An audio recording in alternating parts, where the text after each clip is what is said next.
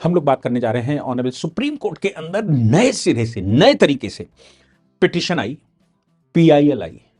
PIL ना कहिए, writ आई article 32 की। और आर्टिकल 32 में रिट में एक मस्जिद के मुतवल्ली हस्मत अली आ गए।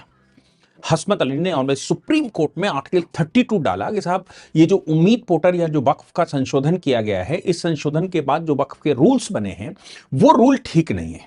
दूसरी बात उन्होंने कहा कि जो उम्मीद नाम का पोर्टल केंद्र सरकार ने बनाया है, जिसमें कहा गया है कि आप ये डेटा अपलोड करिए और बताइए कि आपको ये वक्फ की प्रॉपर्टी मिली कैसे, आप उसके ओनर कैसे हैं, आपके पास कागज कहां हैं, आप किस हैसियत से उस वक्फ को मैनेज करते हैं, और वो प्रॉपर्टी, उस प्रॉपर्टी का सिजरा दीजिए। वो वक्फ कब बनी, कैसे बनी, आपके नाम प्रॉपर्टी है, वक्फ बाय यूजर भी अगर है तो वक्फ बाय यूजर भी डालिए। वक्फ बाय यूजर से मतलब मतलब जो सबसे बड़ी उनकी समस्या है वो वक्फ बाय यूजर की है कि साहब वक्फ बाय यूजर मतलब हम, अब वक्फ बाय यूजर को जरा ध्यान से समझिएगा। जो अभी कोर्ट में चैलेंज हुआ है, कोर्ट उस पर अभी वर्डिक्ट देगा।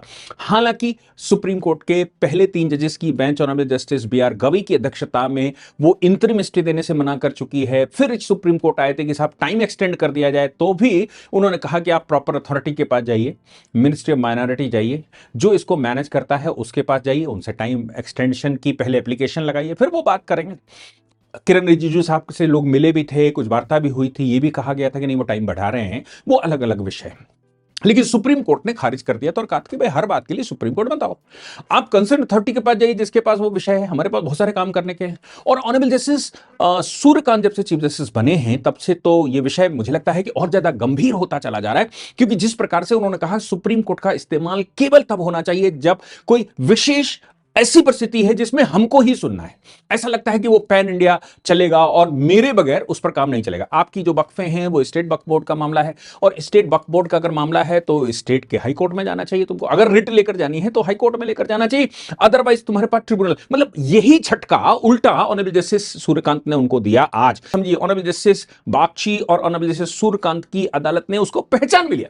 कहा तुम्हारा मेन इशू ये नहीं है, मेन इशू कुछ और है जो तुम मेरे पास लेकर आए हो, और जो इशू लेकर आए हो वो इशू हम एड्रेस कर नहीं सकते, वो हमारे मतलब का नहीं। वो या तो हाई कोर्ट जाओ या फिर हम आपको बता रहे हैं कि आपके पास उस एक्ट के तहत ट्रिब्यूनल है। ये सारे इश्यूज ट्रिब्यूनल में भी जा सकते हैं। ट्रिब्यूनल के पास जाइए, ट्रिब्यूनल डिसाइड करेगा, फिर हाई कोर्ट के पास जाइए, हाई कोर्ट डिसाइड करेगा, फिर कभी हमारे पास आइए। ये सीधा आर्टिकल 32 की रिट का मामला नहीं बनता है कि साहब हमारे फंडामेंटल राइट, वक्फ की प्रॉपर्टी क्या आपका फंडामेंटल राइट है? वक्फ की प्रॉपर्टी आपका फंडामेंटल राइट, मतलब वक्फ तो सार्वजनिक संपत्ति होती है,